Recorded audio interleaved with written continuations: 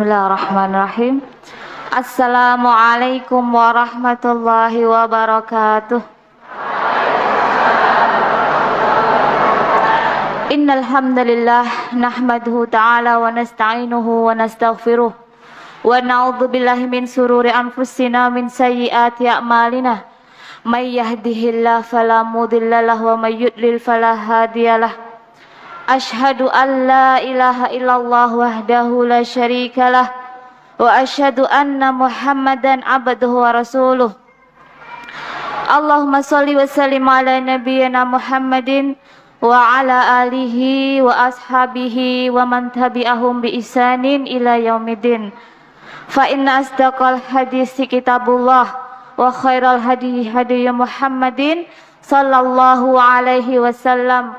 Wa syarrul umuri muhdatsatuha wa kullu muhdatsatin bid'ah wa kullu bid'atin dhalalah wa kullu dhalalatin finnar. Amma ba'd.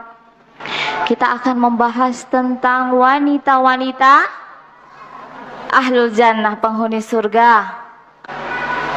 Ada hadis Nabi sallallahu alaihi wasallam. Kita memang pengen banget masuk jannah. Kita pengen masuk surganya Allah Subhanahu wa ta'ala. Tapi dengarkan kata Nabi. Suatu saat Nabi kita sallallahu alaihi wasallam diperjalankan melewati neraka. Dan gak pernah melihat manzor penglihatan pemandangan yang lebih dahsyat, lebih mengerikan dari hari itu. Tidak ada. Hingga Nabi mengatakan setelah balik dari melihat neraka tadi, Nabi mengatakan kepada para wanita, ya ma'syaron nisa, hei kalian para wanita, fa inni ra'aitukunna aktsara min ahlin nar. Sesungguhnya aku melihat kalian ini paling banyak masuk ke neraka jahanam. Fa inni ra'aitukunna aktsara min ahlin nar. Aku melihat kalian ini paling banyak menghuni neraka jahanam. Bayangkan di antara kita ini paling banyak. Berarti tidak mungkin separuhnya, betul? Nah. Karena apa Nabi mengatakan? Fa inni ra'aitukunna aktsara min ahlin nar. Sesungguhnya aku melihat kalian wahai para wanita paling banyak menghuni neraka jahanam. Percaya nggak sama Rasul? Percaya? Percaya. Salah satu buktinya adalah betapa banyak di antara kita wahai para wanita sering datang ke majelis taklim. Sudah berkerudung besar, sudah bernikab, sudah berpakaian hitam-hitam. Nah, akan tetapi bagaimanakah dia menjaga lisannya? Menjaga jari-jarinya di sosial media? Betul tidak?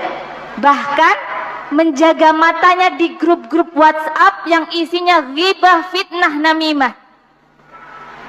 Itulah sebab-sebab wanita penghuni neraka.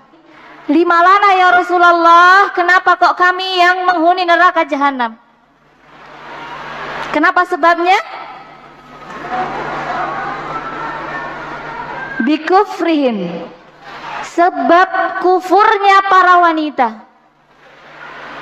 Kemudian dikatakan yakfurna billah ya Rasulullah. Apakah wanita-wanita itu kufur kepada Allah?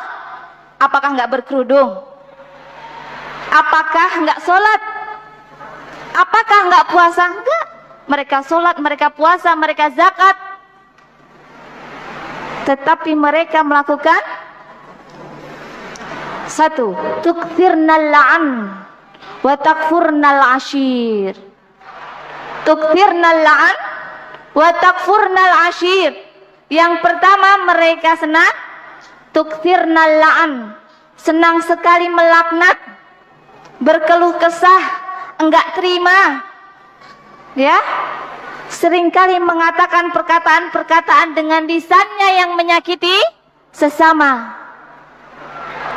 Wa takfurnal ashir, dan mereka senang mengingkari kebaikan suami.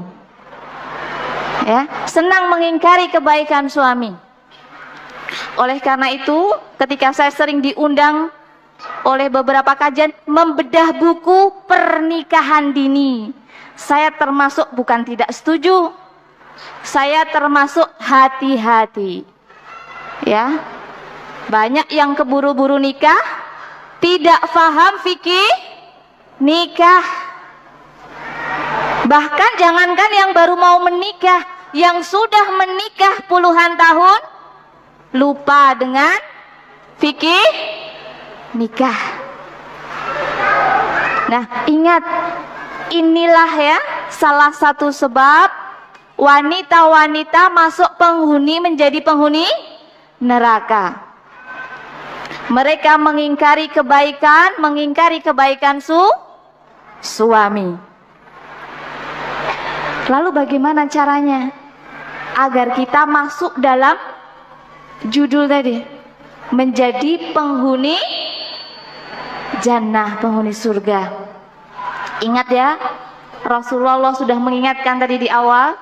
Saya sebut dengan satu hadis Rasulullah bahwasanya wanita paling banyak menghuni neraka jahanam.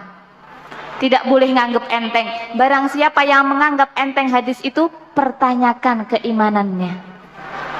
Kalau nggak takut sama Allah, ya, nggak takut masuk neraka jahanam, berarti nggak percaya dengan Nabi.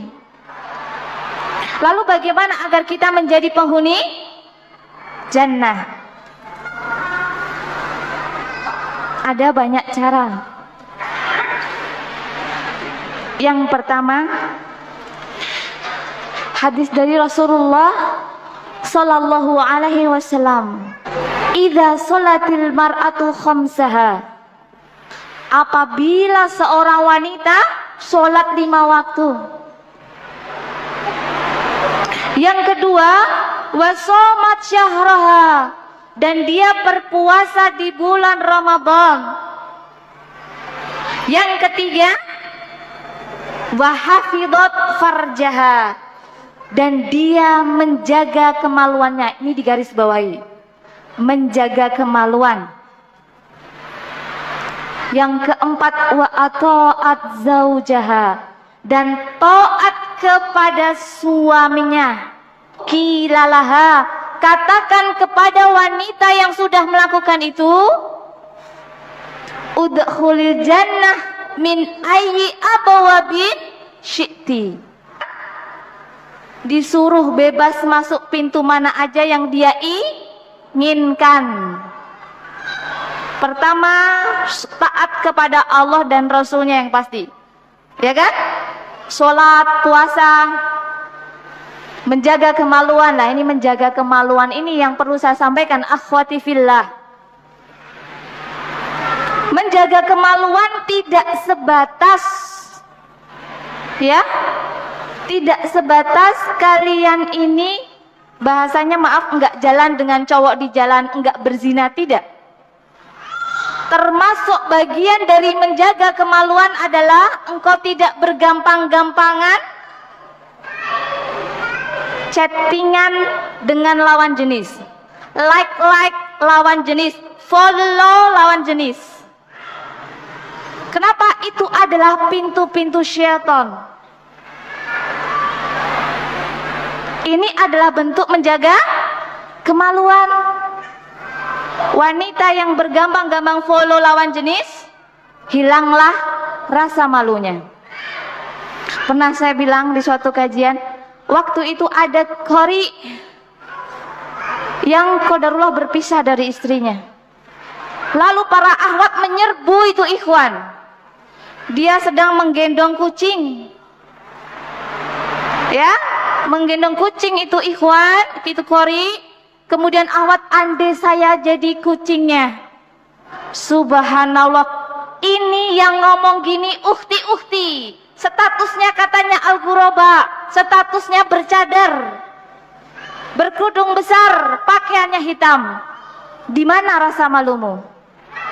Di mana rasa malumu? Nah, ini Ini adalah bentuk penjagaan yang tidak ada.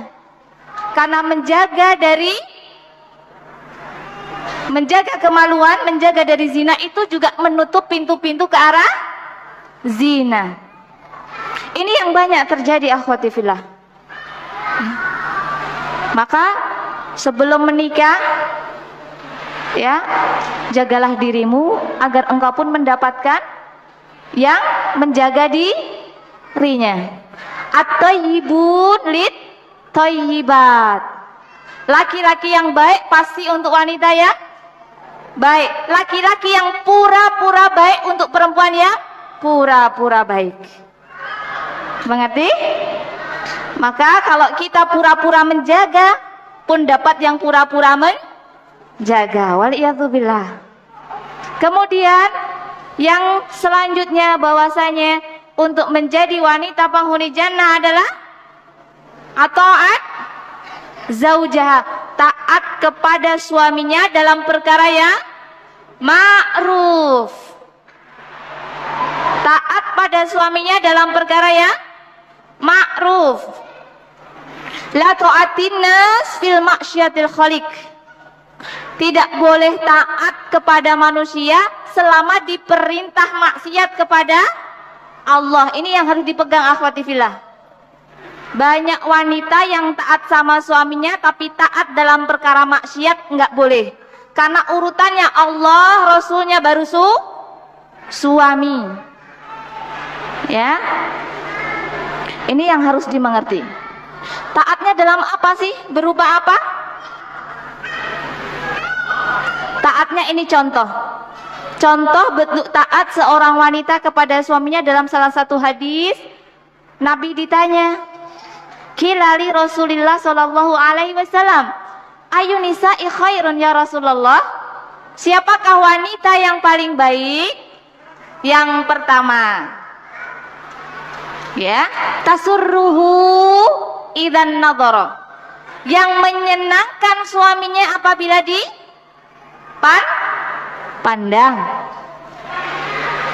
Ini walaupun kita sampai tua harus menyenangkan bila dipandang. Walaupun badan kita sudah melar, tetap harus enak dipandang.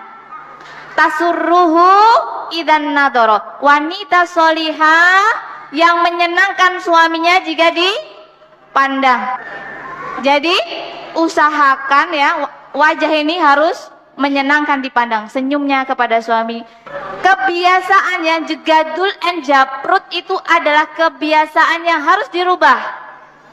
Perhatikan temanmu kalau kebiasaannya japrut, tegur, kok kamu japrut, masa sih? Mesti gitu. Dia nggak sadar biasaan japrut, biasaan jegadul. Nggak boleh, berbahaya kalau punya suami. Nanti engkau tidak termasuk wanita yang paling baik di sisi Allah. Ya, maka harus menyenangkan suami jika dipandang. Yang kedua, tuti'uhu idza amara. Yang senantiasa taat kepada suaminya. Yang ketiga, wa ma yukhalifu fi nafsiha wa maliha bima yakrahu. Dan tidak menyelisihi, wa ma tukhalif, menyelisih suaminya dalam perkara yang suaminya enggak suka. Suami enggak suka daging ayam atau enggak suka pete aja deh. Ibu senangnya pete, tiap hari masak pete, enggak boleh. Suami enggak suka jengkol, ibu enggak boleh masak jengkol. Mengerti? Tidak boleh menyelisih suami dalam perkara dirinya dan hartanya. Lalu bagaimana lagi agar menjadi wanita penghuni jannah? Tadi ya, sudah dijamin kalau melakukan 4 hal tadi wanita akan masuk jannah. Selanjutnya, agar masuk jannah, Rasulullah Shallallahu Alaihi Wasallam ya mengatakan kepada salah seorang wanita, "Ada tazaujin anti? Kamu punya suami apa enggak?" Jawabnya, "Na'am, saya punya suami ya Rasulullah." "Kaifa anti lahu?" bagaimanakah kamu bersikap kepada suamimu? Lalu jawabnya bagaimana? Ma'aluhu ila ma'ajastu anhu. Ya Rasulullah, aku senantiasa memenuhi melayani suamiku kecuali yang aku tidak mampu. Contoh nggak mampu apa, Bu? Paling kenceng biasanya kalau di poligami, kalau di madu. Ya, sebenarnya banyak. Kadang-kala wanita tuh nggak kuat ketika membawa beban berat, ya nggak? Suruh angkat-angkat yang berat-berat, misalnya angkat berapa puluh kilo nggak kuat, lah itu boleh. Ya, aku selalu melayani, taat kepada suamiku, selalu memenuhi kewajibanku, selalu khidmat pada suamiku kecuali yang aku tidak mampu. Kecuali yang aku tidak mampu. Nabi, ada wanita mengatakan seperti itu, sudah khidmat kepada suaminya, Nabi masih berkata, "Fangduri, lihatlah, aina anti minhu, perhatikanlah bagaimanakah kedudukanmu di sisi suamimu." Perhatikan, padahal wanita ini udah taat banget sama suaminya, tapi Nabi mengatakan, "Unduri, perhatikanlah baik-baik, aina anti minhu, bagaimanakah kedudukanmu itu di suamimu. Fa innahu wa jannatuka wa naruka, karena sesungguhnya suamimu ini adalah surgamu atau nerakamu." Satu lagi yang terakhir kita lanjutkan pada cerita jawab adalah contohlah, ya kan? Tadi kan saya katakan wanita-wanita penghuni jannah itu banyak, ada beberapa contohnya, tapi kita cukup ngambil satu, yaitu di zaman kita. Karena wanita terbaik ada dua. Khairun nisaiha Maryam wa khairun nisaiha Khadijah. Sebaik-baik wanita adalah Maryam, sebaik-baik wanita adalah Khadijah. Kok bisa sih Khadijah ini dikatakan wanita paling baik? Sampai-sampai Aisyah, Bunda Aisyah radhiyallahu anha ini cemburu banget dengan Khadijah. Kenapa? Kalau Nabi masak daging, nyembelih kambing, suruh bagi kepada keluarganya Khadijah. Selalu nyebut-nyebut Khadijah ini sudah dijamin surga oleh Allah Subhanahu wa taala. Rasulullah selalu menyebut Khadijah begitu. Sampai beliau cemburu. Aisyah radhiyallahu anha ini kan nggak ketemu Khadijah, ya. Jauh tidak bertemu Bunda Khadijah. Karena Bunda Khadijah sudah meninggal, baru ada Aisyah radhiyallahu anha. Apa sih yang menyebabkan Bunda Khadijah masuk jannah, ibu-ibu? Rasulullah suatu saat didatangi Jibril. Pada waktu itu Jibril mengatakan kepada Nabi karena melihat Khadijah, ya, hadihi Khadijah, atatka ma'aha fihi inaun, afwan, atatka ma'aha inaun fi, datang kepadamu membawa makanan, di dalamnya ada apa? Idzamun wa ta'amun wa syarabun, bawa lauk pauk, bawa nasi, bawa sayur, ya, buah lengkap. Maka sampai-sampai, ya,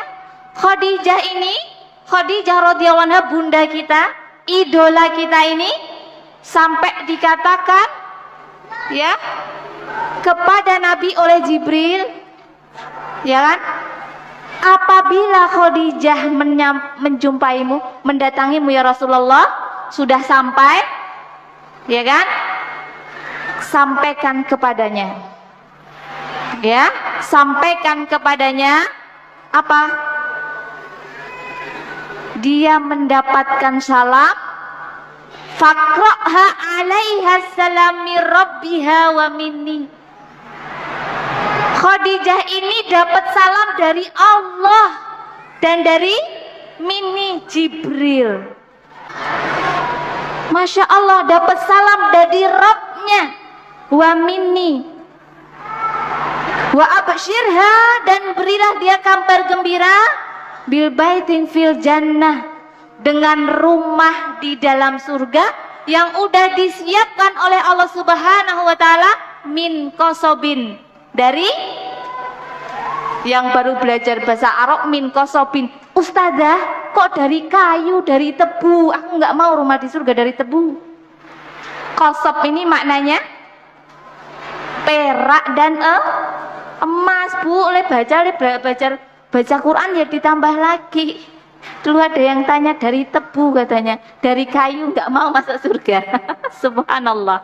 Ya, Khadijah yang mendapatkan rumah di surga dengan perak dan emas. Kok bisa? Kenapa Khadijah seperti itu?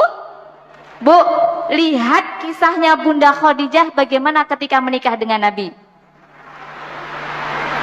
Kok bisa ya Khadijah mendapatkan, Masya Allah, salam dari Allah, salam dari Jibril dengan kabar gembira rumah di surga, min kosobin wala khosoba wala nasoba. Nggak ada kegaduhan, nggak ada kebisingan, semuanya serba nggak ada payahnya, semuanya enak. Itu yang akan dinikmati bunda kita.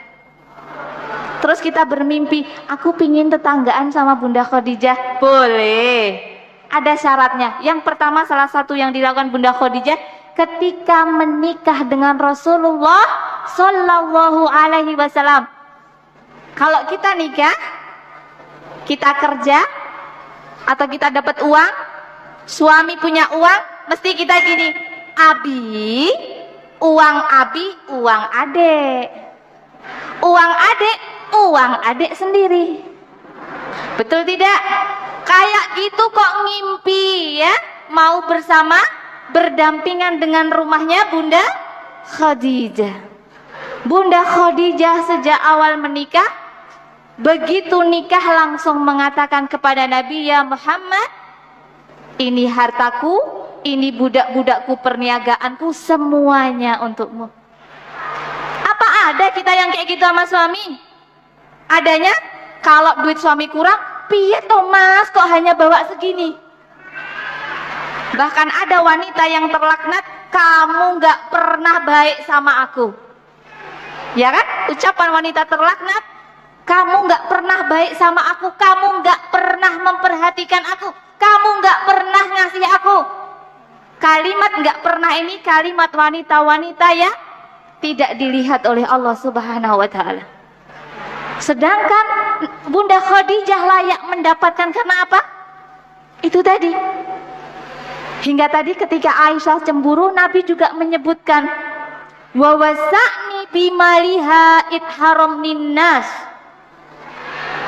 Khadijah itu meluaskan, menyerahkan semua hartanya kepadaku ketika para manusia itu bakhil, tidak mau memberikan hartanya kepadaku. Ya. Apalagi amanat bi itkafaronin nas. Khadijah itu beriman kepadaku ketika manusia kufur kepadaku.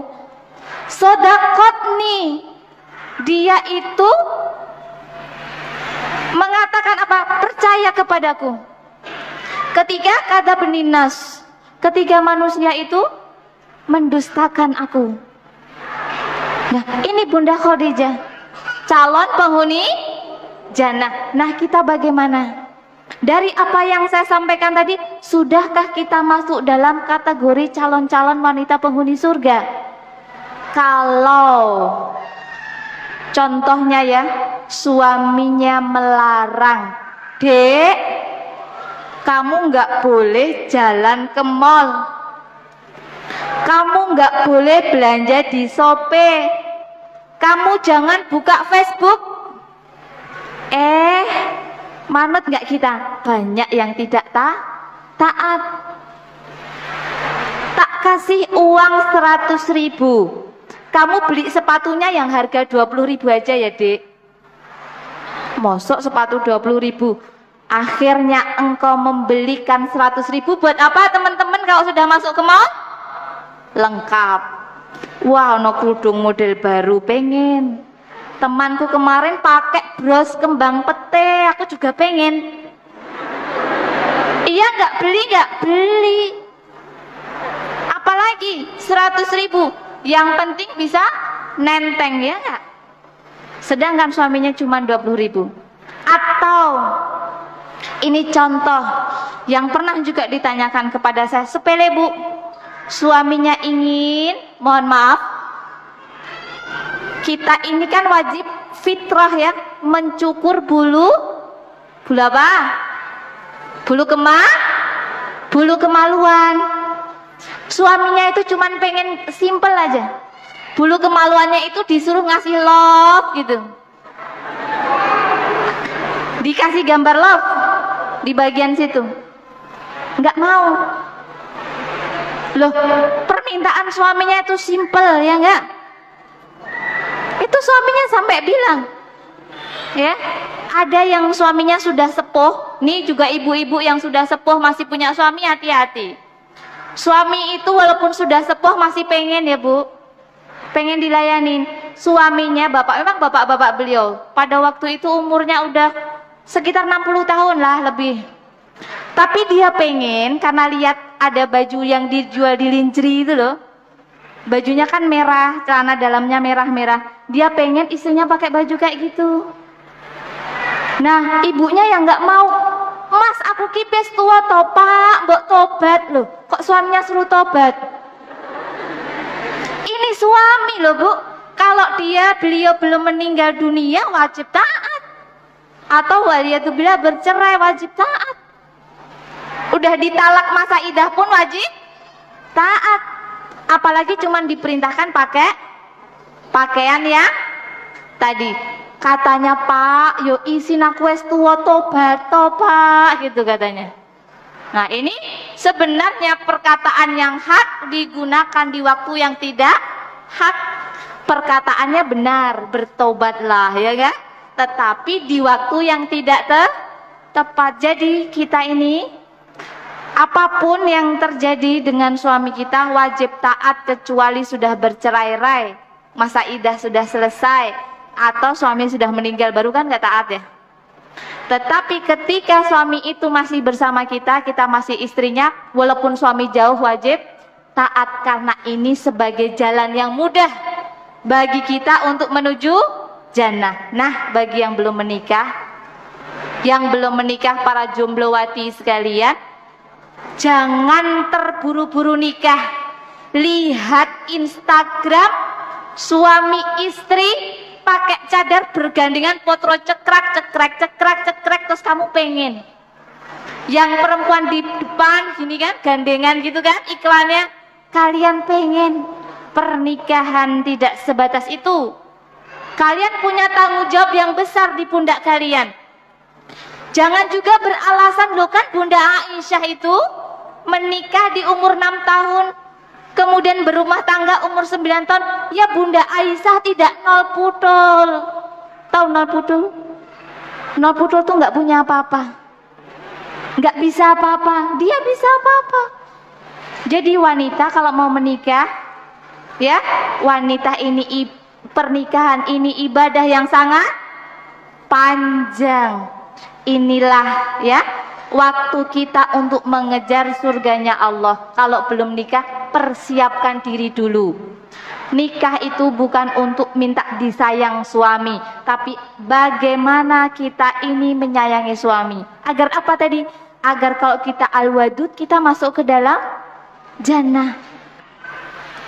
Rasulullah Shallallahu Alaihi Wasallam bersabda kepada para suami-suami, ala ukhbirukum bin nisaikum min ahlil jannah. Para bapak, mau nggak tak kabarkan manakah istri-istrimu yang masuk ke dalam surga? Istri-istri yang masuk ke dalam surga berarti boleh punya lebih dari satu ya bu istrinya. Jadi Rasulullah mengatakan kepada para rajul, mau nggak kukabarkan kepada kalian wanita-wanita istri-istri kalian yang masuk ke dalam surga itu yang kayak apa sih? Yang pertama al-wadud. Yang wadud, sangat penyayang kepada suaminya. Cinta itu, sayang itu maksudnya adalah, ya kalau sama suami itu pengennya ngasih terus, pengennya melayani terus. Al-wadud, yang sangat mencintai suaminya, penuh kasih kalau suaminya. Termasuk kalau suaminya poligami dikasih nggak Bu? Masya Allah, hebat, dikasih. Itu wanita yang sangat wadud kepada suaminya. Harus mengerti bahwasanya al-wadud itu adalah sangat mencintai suaminya. Yang wanita kerja sukanya ngasih hadiah baju suaminya, didandanin suaminya biar ganteng, beliin peci, beliin koko, beliin baju-baju Maroko dan segala macam, beliin parfum biar suaminya selalu wangi, motongin bulu-bulunya suami yang perlu dipotong, potongin kukunya suami, boro-boro lihat ya istrinya Masya Allah cantiknya, pakaiannya bagus, suaminya sikilnya, kakinya itu kukunya teng jelinteng, item-item, ya Allah. Coba perhatikan kuku suamimu. Kalau kamu sayang, engkau akan memperhatikan suami sampai detail. Al-wadud, calon penghuni jannah. Yang kedua wal-walud, yang banyak anaknya, yang senang melahirkan. Ini banyak suami-suami lapor, Ustazah, istri saya yo pokoknya maunya 2 tok, nggak mau tambah. Nggak mau tambah, kenapa? Sakit kalau melahirkan lah, sakitnya wanita itu jihad fisabilillah. Ya. Jadi al-walud, yang banyak anak ini menyebabkan engkau apa? Bisa menjadi calon penghuni jannah nantinya. Yang ketiga wal-a'ud ala zaujiha, yang senantiasa kembali kepada suaminya. Perhatikan, yang senantiasa kembali kepada suaminya. Gimana itu? Idza ghadiba, apabila suami itu marah. Gimana Bu kalau suami marah? Ayo tinggal lungo. Iya kan? Tinggal main game aja. Tidak. Ja'at, dia mendatangi suaminya. Wanita yang suaminya marah, wanita calon penghuni surga, tidak ada kata ngambek. Karena kalau suami ini marah, entah dengan sebab 1, suami dolim, atau 2, kita yang dolim, maka kita yang jaat, kita wanita itu yang datang kepada suaminya, hatta tadu'a yadaha, sampai dia itu meletakkan tangannya fi yadi zaujiha, di atas tangan suaminya. Kemudian dia berkata, ya zauji, la adzuku ghamman hatta tardo. Wahai suamiku, aku nggak bisa tidur sampai engkau ridho. Itu wanita-wanita yang masuk ke surganya Allah Subhanahu wa ta'ala. Apa tadi yang pertama? Yang al-wadud, ya, al-walud, ya, al-wal-a'ud. 3 ini. Sudahkah kita memenuhi itu dalam rumah tangga kita? Kalau suami marah, ya udah, biarin aja di luar sana tidurnya, gitu kan? Tidur di luar, aku di kamar. Suaminya yang datang, adik maafin emas ya, gitu kan Bu? Nunggu kan Bu? Itu bukan wanita solehah, itu bukan wanita penghuni jannah. Karena wanita penghuni jannah idza ghadiba, apabila suaminya marah, ja'at, dia itu datang kepada suaminya. Kalau kajian, tapi kan ustazah gitu. Coba lihat di tulisan saya tentang wanita, masih ada tapi kan ustazah gitu. Padahal makna dari ja'at, wanita datang kepada suaminya, itu dalam keadaan suami marah. Marahnya ini dengan dua sebab. Apakah suami yang salah ataukah kita yang salah? Kitalah yang datang. Kalau kita, lah aku nggak salah kok, maksud aku minta maaf pada suamiku. Ini bukan wanita penghuni jannah. Kalau pengen masuk jannah, jangan ngambek sama suami.